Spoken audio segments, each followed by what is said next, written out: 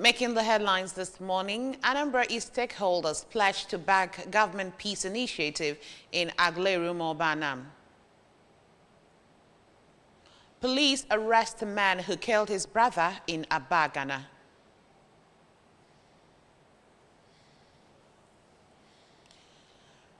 Federal government targets over 4 million women with the World Bank Initiative project. Rwanda-Congolese leaders meet over Eastern DRC conflicts. Security is here to stay in Anambra State. In Anambra, remember, security is everyone's business, and for us to have a more secured and livable Anambra State, let us join forces with the government in securing our state. If you see something, say something. Report unscrupulous element to the security operators for better security of lives and property. Remember the emergency numbers 5111 and 080 022 00008. Good morning and welcome to the Breakfast News. My name is Chidimma Orangwa. Stakeholders of Anambra East local government area, Anambra State, have pledged to do everything possible to ensure peaceful coexistence between Ezeagulo to Aguleri and Umuobanam, who are currently in a land dispute. Government House correspondent Emmanuel Okonkwo reports that the stakeholders pledged at Government House, Oka, after a meeting with Governor Chukwuma Soludo, represented by his deputy, Dr. Onyeka Chukwuibesem, who is also the chairman of the State Boundary Committee. In the various remarks, the mayor of Anambra East local government area, Ifeanyi Chinweze, traditional ruler of Aguleri, Igwe Michael Idigo, and former member representing Anambra East at the State House of Assembly, Honorable Obinna Emeneke, thanked the government for wading into the matter and amicably resolving it. Also promised to contribute their quota to ensure that peace returns in the area. In a bid to nip in the bud the actions of non-state actors in revenue generation, the Anambra Internal Revenue Service (AIRS) has declared zero tolerance for cash collection in the revenue drive, warning that any revenue collector caught collecting cash will be criminalized.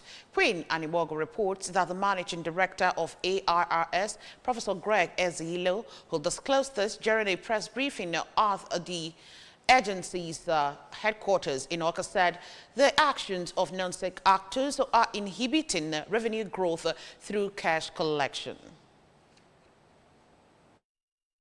The many voluntary taxpayers in Anambra State for their patriotism. Professor Ezilo noted that the taxes in the Anambra pays are working for them, as can be seen in the quality and expansive road infrastructure and other facilities that Governor Chukwuma Soludo is building across the state, which he said are second to none.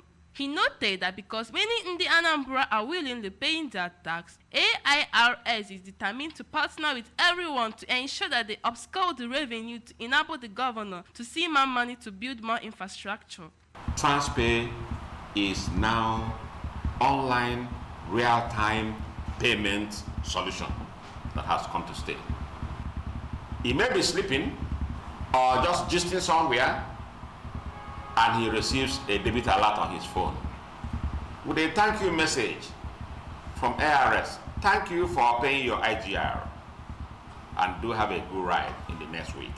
Contributing, an executive director in the agency, Mr. Ben Okafor, throwing more light on the pay-as-you-work program, said it is designed in such a way that the keke rider using it will only pay his revenue as he works, adding that it will be very helpful to keke riders. Pay as you go, because if you recharge your phone, as you keep making calls, you keep doing what? Pay. So once you don't work, there's no reason no to pay. Okay, so that is pay as you go, and it will help all of them. The design of this program is the only time it can accommodate you is when you want to go to church. He knows the number of distance from where you park your keke to church.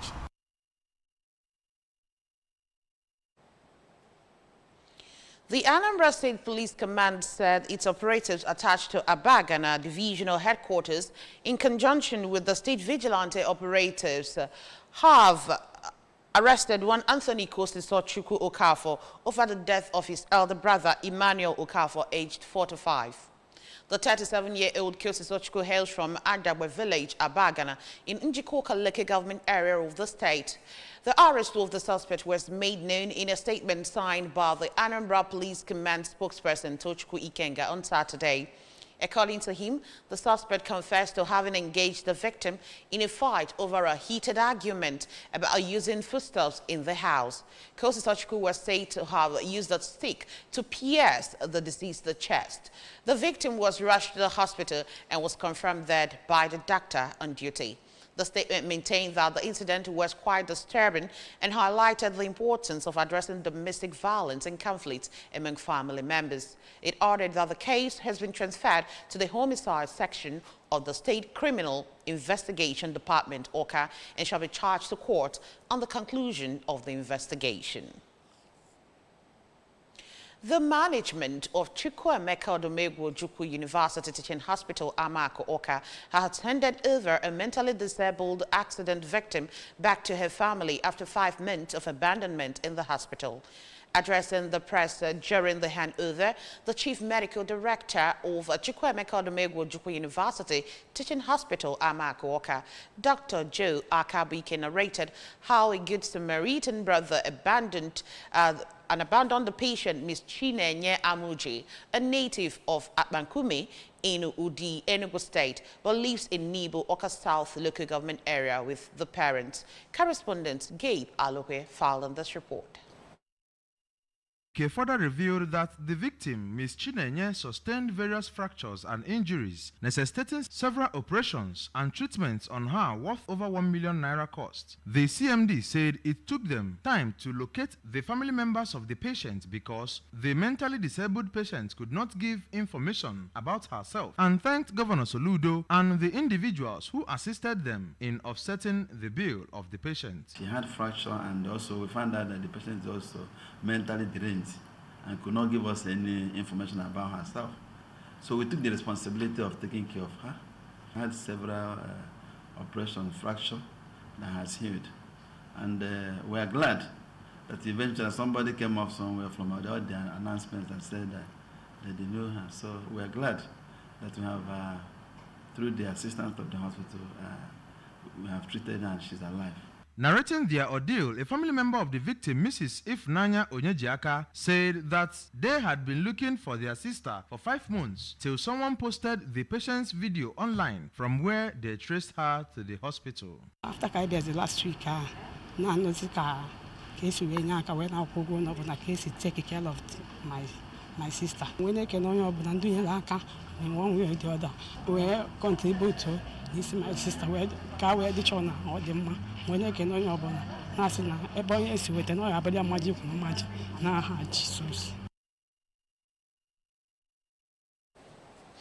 The Independent National Electoral Commission, INEC, has said it had not been officially notified of the vacancy in Anambra South Senatorial State. The chairman of INEC, Professor Mahmoud Yakubu, who disclosed this during his first consultative meeting in 2025 with the media in Abuja, said even though they are aware of the demise of the member representing Anambra South in the Senate, Senator Ifeanyi Ubah, the seat has not been officially declared vacant by the Senate. ABS correspondent Princess Igwiajide was there and now reports. That the Commission is ready and willing to conduct a by-election within 30 days from the declaration of vacancy, adding that if the vacancy is also declared in the Onitsha North 1 constituency, both elections can run on the same day. Professor Yakubu also made a case for the establishment of Electoral Offences Tribunal while imploring the media to assist in the prosecution of offenders. Earlier, the national president of the Nigeria Union of Journalists, Al-Hassan Yahaya, represented by the National Secretary Achike Chude, pledged unalloyed support of the union to enable INEC to succeed in its mandate. Consequently, electoral offences are carried over from one general election to another, which may sometimes affect the diligent prosecution of the cases. I urge the media to join us in this patriotic advocacy for the good of our electoral democracy. We are appreciative of everything that INEC has done up to now. Of course, they can get better. Also encourage the National Assembly to set these things in motion so that there are just too many things that they are doing that they shouldn't be doing. In Abuja, Princess Ekwi Ajide reporting.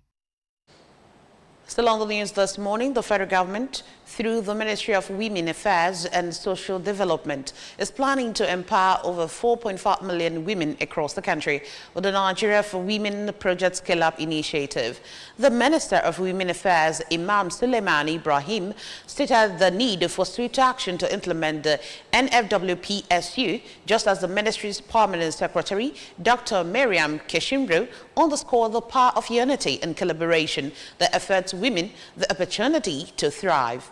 In a statement signed by the Special Advisor to the Minister of Media and Publicity, Mr. Jonathan Eze, on Saturday, the minister, alluding to the 18-month delay in execution, stressed that time is of the essence and immediate action is required to meet the project's development objectives. The statement noted that the project, approved in June 2023, aims to empower 4.5 million women across Nigeria through economic inclusion, financial empowerment, and access to essential skills and resources. Rwandan President Paul Kagame and his Congolese counterpart Felix Tshisekedi have joined a summit in Tanzania on Saturday where regional leaders called for an immediate ceasefire in the Democratic Republic of Congo. The Rwanda-backed M23 armed group has rapidly seized the strait over territory in the mineral-rich eastern DRC in an offensive that had left thousands dead and displaced vast numbers. The group took the strategic city of Goma and the capital of North Kivu province last week and is pushing into neighboring South Kivu in the latest episode of decades-long turmoil in the region. Kagame took part in person at the summit in the Tanzanian city of Dar es Salaam that brought together the 8 countries of the East African Community EAC and the 16-member South African Development Community. Kenyan President and current chairman of the EAC, William Ruto, called on all parties to actualize the ceasefire, specifically on the M23 to halt further advancement and the armed forces of DRC to cease all retaliatory measures. The presidents of Kenya, Somalia, Uganda, Zambia, and Zimbabwe were among those present when the summit began. Since the M23 re-emerged in 2021, peace talks hosted by either Angola or Kenya have failed and multiple ceasefires have collapsed. Over now to sports. The Nigeria Football Federation has said they are the ones to decide if Chelsea's duo of Kane Chukwuemeka and Leslie Ugochukwu will play for the national team. This is in response to speculations that both midfielders have applied to FIFA for a switch of international allegiance. The NFF has now labeled the news as fake and insisted that players are not the ones who submit the paperwork for the switch. The rumors had suggested that Chukwuemeka and Ugochukwu were set to join the Super Eagles squad ahead of the March 2026 World Cup qualifiers against Zimbabwe and Rwanda. But players who have represented England and France, respectively at youth level, are eligible to represent Nigeria through their heritage. And that's just about it on the news this morning. But before we go, a quick reminder that you can follow news and programs on ABS from any part of the world by liking our Facebook page, follow us at Anambra Broadcasting Service. Subscribe to our YouTube page or at ABS Television Oka. Follow us on X at ABS Radio TV and on Instagram at ABS Radio TV. You can also log on to our website at www.absradiotv.com. A quick recap of our top stories.